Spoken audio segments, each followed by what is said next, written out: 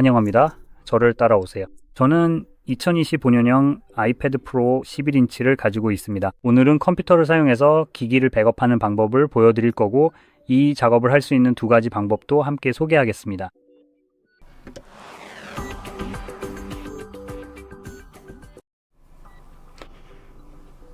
자, 그럼 첫 번째로요.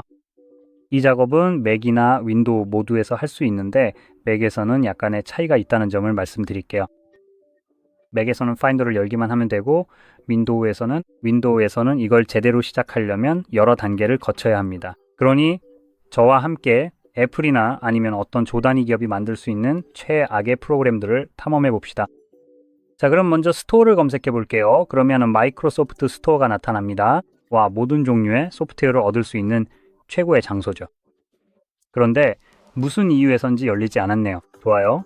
다시 한번 시도해 보죠. 이제 여기서 애플 디바이스를 검색해 볼 겁니다. 만약 여러분이 윈도우에서 애플 기기를 사용하던 올드스쿨 유저라면 아마 아이튠즈를 기억하실 거예요. 혹시 왜 아이튠즈를 사용하지 않느냐고 궁금하신가요? 그 이유는 애플이 아이튠즈를 완전히 없애버리는 방식으로 업데이트했기 때문입니다. 진짜 농담이 아니라 예전에는 아이튠즈 하나로 하던 일을 이제는 여러 개의 프로그램으로 쪼개서 하게 만들었어요.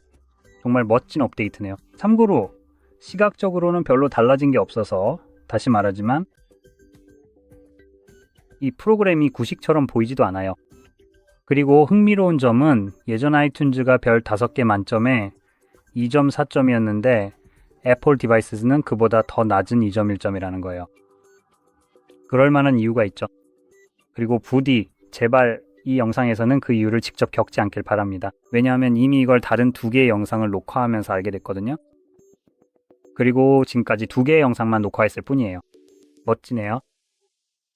어쨌든 애플 디바이스를 찾으면 기본적으로 설치한 다음 열기를 클릭하면 됩니다.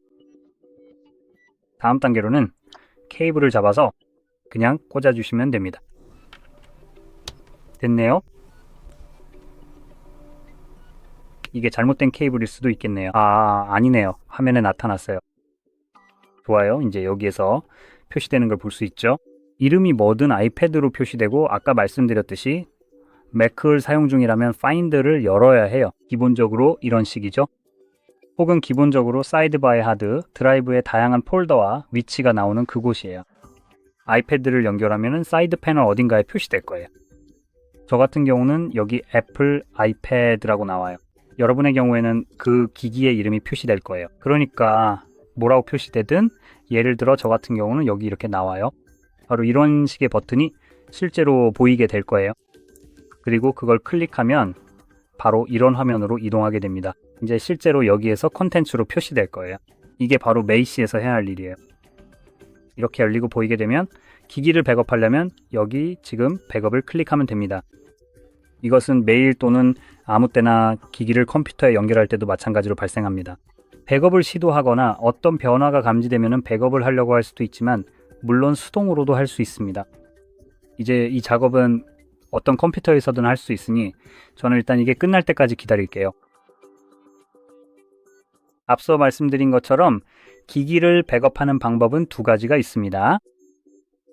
저는 개인적으로 데이터를 클라우드에 저장하는 것보다 컴퓨터에 보관하는 걸 선호해서 컴퓨터 방식을 사용하고 있습니다. 이 말은 기본적으로 누군가의, 예를 들면 제프 베조스의 하드 드라이브가 있는 창고 같은 곳에 저장된다는 뜻이죠. 그래서 저는 아무런 제약 없이 언제든지 제 데이터에 접근할 수 있는 게 더 좋다고 생각합니다.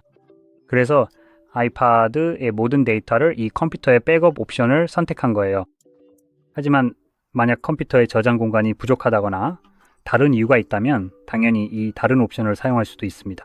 아이패드에서 가장 중요한 데이터를 아이클라우드에 백업하세요.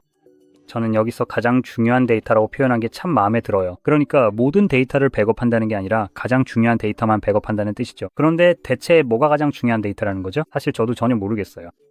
그러니까 이 점을 꼭 유의하세요. 모든 것이 백업된다고 생각하면 안 됩니다. 왜냐하면 애플은 사실상 수익화할 수 없는 데이터에는 별로 신경을 안 쓰잖아요. 그렇죠? 그래서 모든 데이터를 백업하지는 않을 거예요. 애플 입장에서 별로 쓸모없는 데이터는요, 보통은 그런 식이죠. 그래서 저는 애플 인텔리전스를 학습시키는 데 쓸 수 있는 데이터라면 아마도 그 데이터는 애플 인텔리전스 학습에 사용될 거라고 생각해요. 그런 용도로 쓸모가 없다면 그냥 백업되지 않을 거예요. 저는 이걸 그렇게 받아들이고 있습니다. 예를 들어 애플리케이션이나 그런 것들은 당연히 백업되지 않을 거예요. 또한 예전에 애플 기기에서 탈옥을 하면 애플리케이션을 사이드로드 할 수 있었던 거 기억하시죠? 이제 애플 기기에서 백업이 어떻게 작동하냐면 여기 있는 이런 애플리케이션들, 비록 이게 그러니까 이건 전부 기본 앱이긴 하지만요. 하지만 애플리케이션을 설치했다고 가정해 봅시다. 컴퓨터나 다른 방법으로 백업을 생성해도 설치한 애플리케이션 자체가 실제로 물리적으로 백업되는 것은 아닙니다. 실제로 하는 일은 네가 이런저런 애플리케이션을 설치했다는 정보만 저장하는 거예요.